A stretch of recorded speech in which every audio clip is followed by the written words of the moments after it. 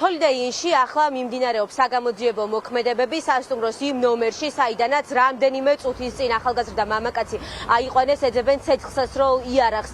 საინტერესოა ახლა აღმოაჩენენ თუ არა ამას, იმიტომ რომ გამოძიება ცნობილია რომ ორი მუხლით მიმდინარეობს, ეს არის მუქარა და ცეცხლსასროლ იარაღის უკანონო შეძენა შენახვა და სწორედ ეს უნდა დაადგინოს ახლა გამოძიება. მაშინ როდესაც ახალგაზრდა მამაკაცი გამოიყვანეს დაკავებული, მას დაზიანებები აღენიშნებოდა სახეზე, თუმცა თბილისის პოლიციის უფროსმა მედიასთან კომენტარში თქვა შემდგომი რამ, რომ ის ნომერში იმყოფებოდა მარტო. შესაბამისად საინტერესოა მუქარის კვალიფიკაცია რატომ მიეცა საქმეს, ვის ემუქრებოდა ის და ცნობილია ისიც, რის საფუძველზე მოვიდნენ აქ სამართალდამცველები, სწორედ დამსვენებლებმა გააკეთეს შეტყობინება, რომ სავარაუდოდ გასროლის ხმა გაიგეს და სწორედ ეს გახდა იმის მიზეზი, რომ გამოძიება დაწყებულიყო. ხედავთ რა ხდება ჩემს ზურგს უკან, აქ არის ჰოლიდეინის უსაფრთხოების სამსახურის წარმომადგენლები, მათ შორის არიან ცხოვრები შიდა ტერიტორიაზე ხალხი, რომელთა ნაწილმა ტერიტორია დატოვა მას შემდეგ, რაც აქ დაიძაბა ვითარება და მათ შორის სპეცრაზმი გამოჩნდა და საგამოძიებო მოქმედებები დაიწყო. ასევე აქ არის სასწრაფო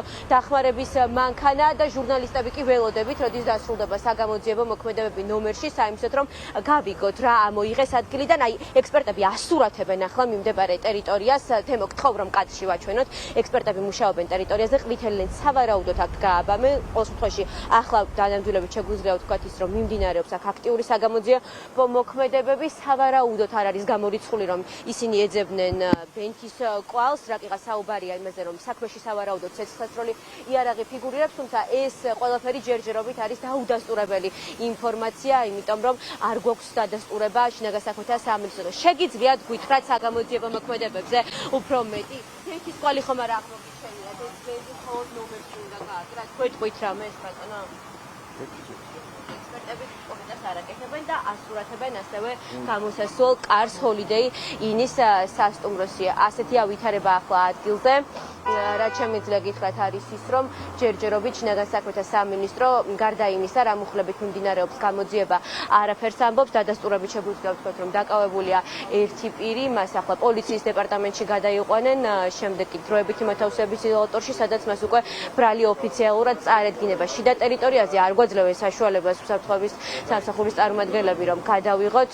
ბუნებრივია, ჩვენ ხელს არ შევუშლით გამოძიებას, დავტოვებთ ამ ტერიტორიას, რაკიღა ასეთია მოთხოვნა და როგორც კი დამატებითი ინფორმაცია ამ საგამოძიებო მოქმედებების შესახებ ჩვენთვის გახდება ცნობილი, ბუნებრივია პირდაპირ ეთერში დაგიბრუნდებით, თუმცა ხედავ რომ სასწრაფო თანამშრომელი ტოვებს ტერიტორიას. ქალბატონო, ვინმეს დასჭირდა სასწრაფო დახმარება შიდა ტერიტორიაზე, რატომ იმყოფებოდით? ჯერჯერობით არც მედიკოსები არ აკეთებენ კომენტარს მედიასთან. მოკლედ უახლოესი ცნობების მიღების შემდეგ ჩვენ პირდაპირ ეთერში დაგიბრუნდებით.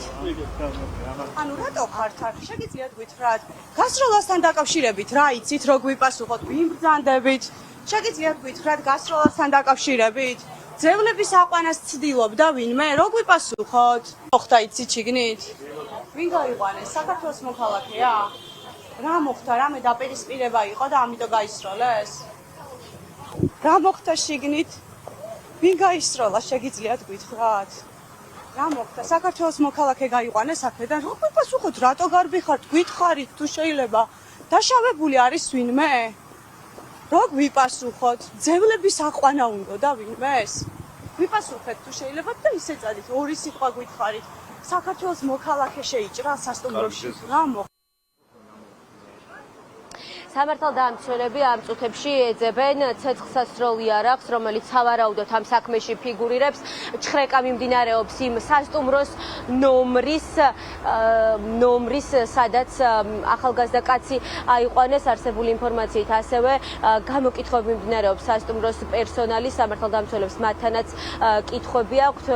ეს არის ახლა ჩვენს ხელთ არსებული ინფორმაცია, რომელიც შემიძლია რომ მოგაწოდოთ. ხედავთ რომ კრიმინალისტები გადაადგილდებიან შიდა ტერიტორიაზე, მათ შორის უსაფრთხოების სამსახურის წარმომადგენლებთან აქვს აქტიური კომუნიკაცია.